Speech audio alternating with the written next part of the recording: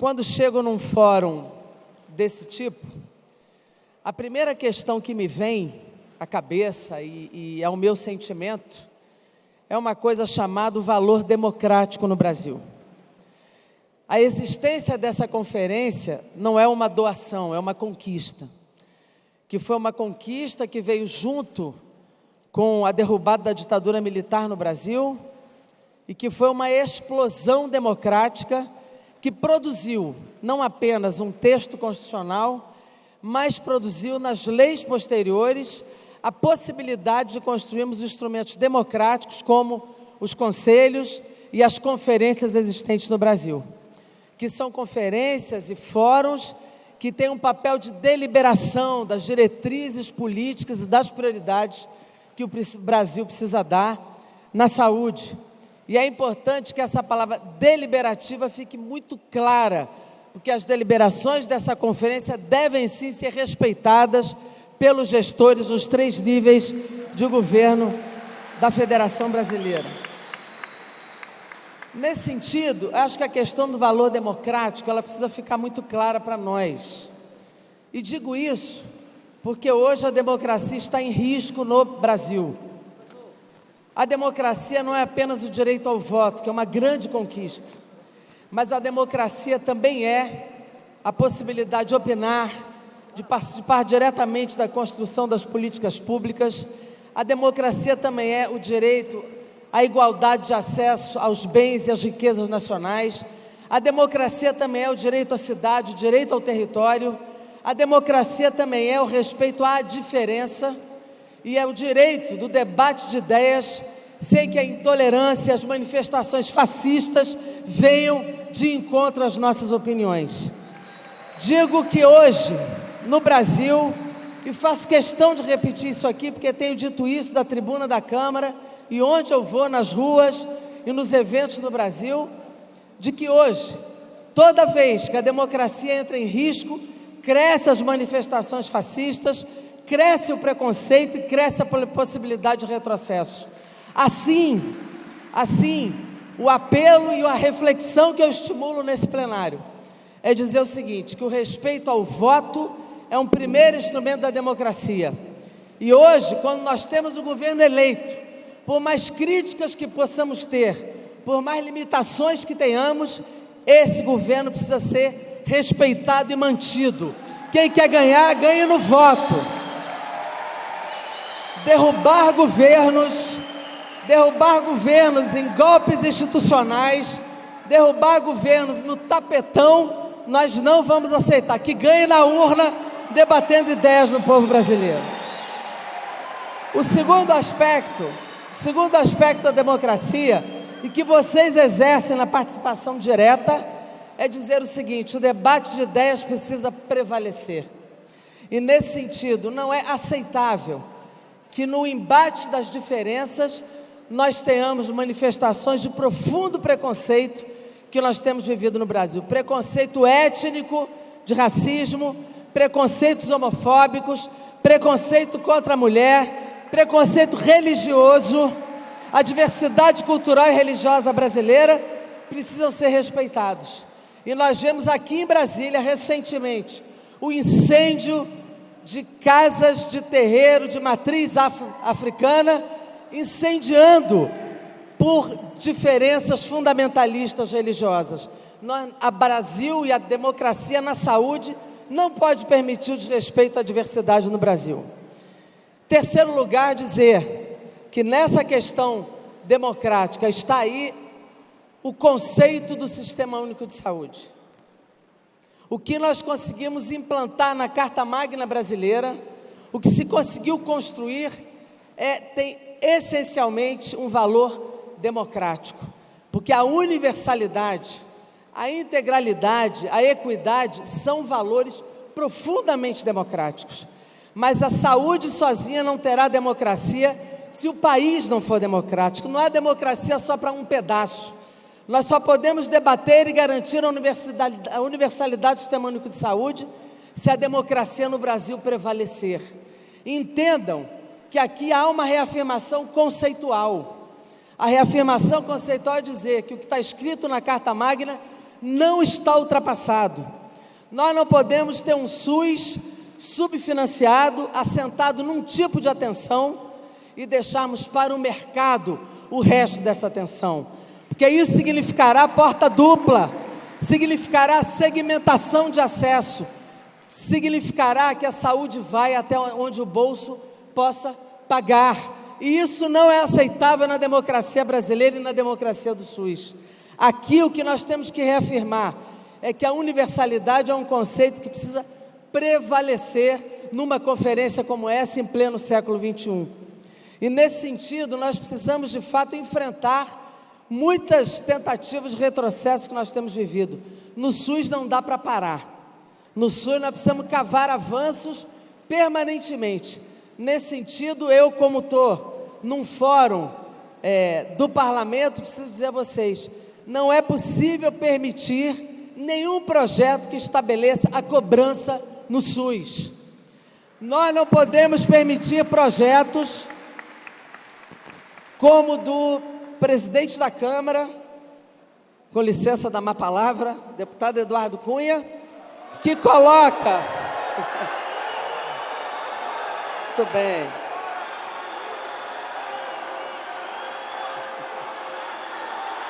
Muito bem.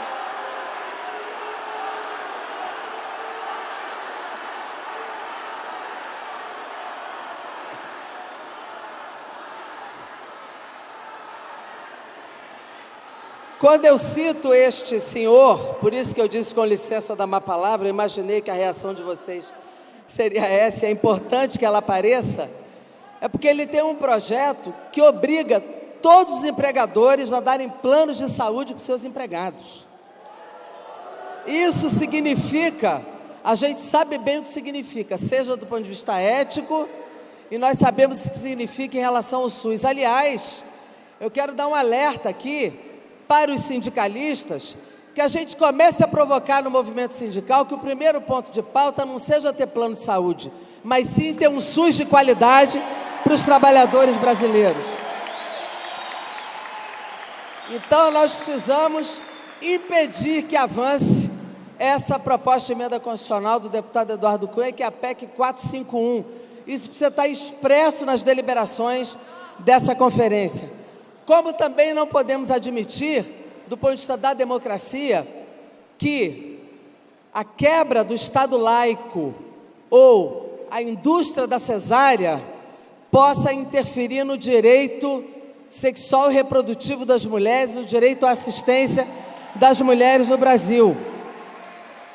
O projeto de lei também do mesmo autor, o projeto 5069, que criminaliza a assistência à violência sexual contra as mulheres, que criminaliza o aborto legal já contido no Código Penal de 1940, que criminaliza os profissionais de saúde, tem que ser barrado na Câmara dos Deputados. Eu digo a vocês que a determinação legal não pode estar abaixo das convicções religiosas, nem tampouco de uma visão industrial que hoje existe no modelo que tenta implantar no Brasil. Portanto, nós precisamos barrar projetos deste tipo e, ao mesmo tempo, precisamos avançar em outros projetos que lá temos no Congresso Nacional, diante de algo que significa a viabilização do SUS, que são políticas estruturantes para o SUS. E aí eu entro numa questão, antes de falar dessa pauta, dizer o seguinte, que o Sistema Único de Saúde, ele está na contramão do modelo de desenvolvimento capitalista. Companheira, diga logo para você parar de gritar, o que é? Só para eu entender.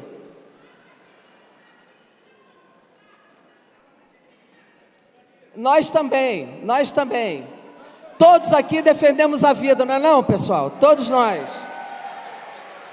Então, essa questão do Sistema Único de Saúde, é bom que a gente diga, ela, quando veio para a Carta Magna, o Brasil nunca teve estado de bem-estar social, nunca teve. O SUS é a reforma que se aproxima e que concretiza a possibilidade do papel do Estado no bem-estar social da população. E aqui, quando a gente determina o SUS na Constituição, nós estamos dizendo o seguinte, nós estamos na contramão do modelo capitalista de desenvolvimento, que é um modelo concentrador e excludente. Hoje, amigos, a fome ainda é a maior causa de morte no mundo. Isso é o capitalismo. E nós não devemos nos surpreender, mas devemos nos indignar. Quando o SUS fala da universalidade e do papel do Estado, nós estamos na contramão do modelo neoliberal, que propõe o Estado mínimo, propõe a menor intervenção do Estado, propõe redução de direitos e propõe exclusão. Nós estamos na contramão desse modelo, nós estamos na contramaré deste modelo, que já derrubou estados de bem-estar social em vários países do mundo. Nesse sentido, nós precisamos reafirmar a universalidade, precisamos fazer, como disse o professor Márcio Postman, uma adequada regulação do público com o privado, e aqui não está em questão o discurso, não é a prática, de que saúde é direito de todos.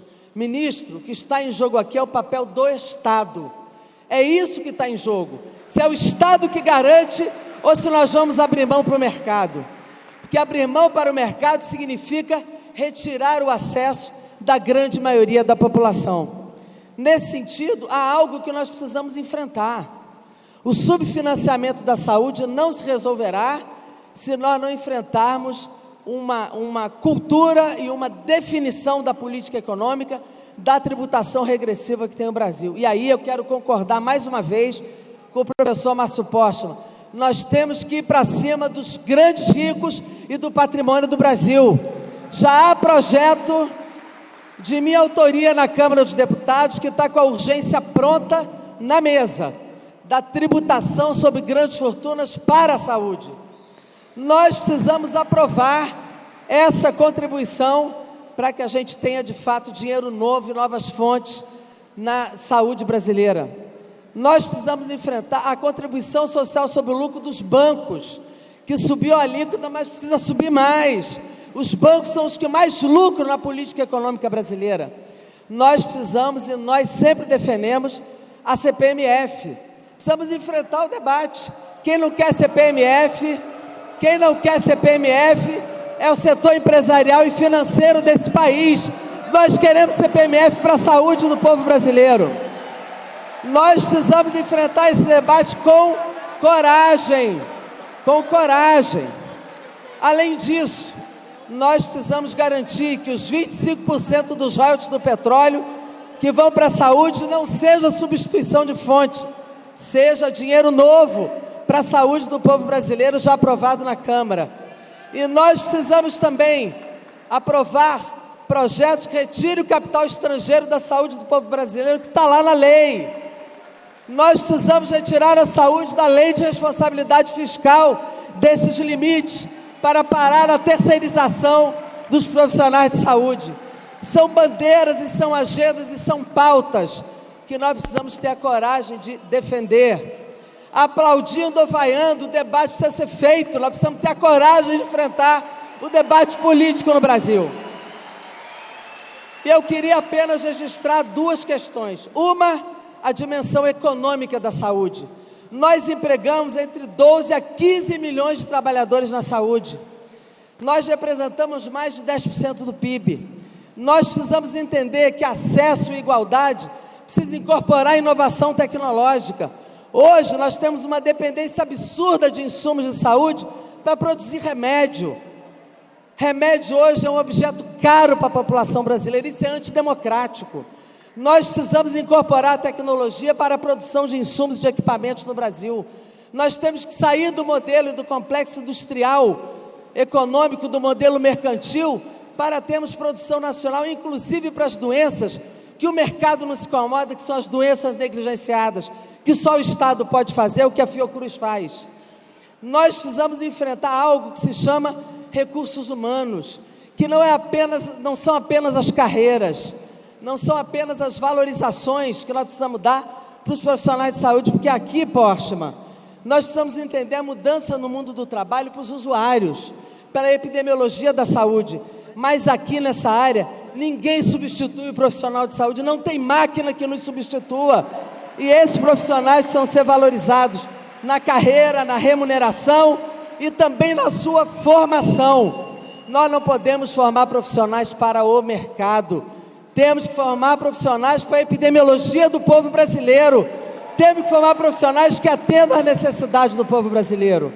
Infelizmente, os currículos das nossas universidades ainda formam os profissionais para o mercado de equipamentos do complexo industrial. Nós precisamos formar os profissionais para atender o povo brasileiro na epidemiologia da morte violenta, dos idosos, da criança. Não tem mais pediatra no Brasil.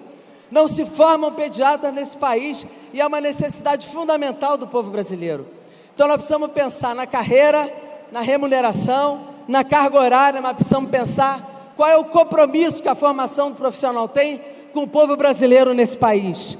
E por fim, colocar uma última questão que o meu tempo terminou, que é a questão da política.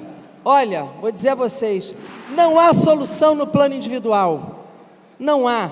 Isso que vocês estão fazendo aqui significa fazer política. Nós precisamos apostar em algumas reformas estruturantes no Brasil, e uma delas é a da comunicação.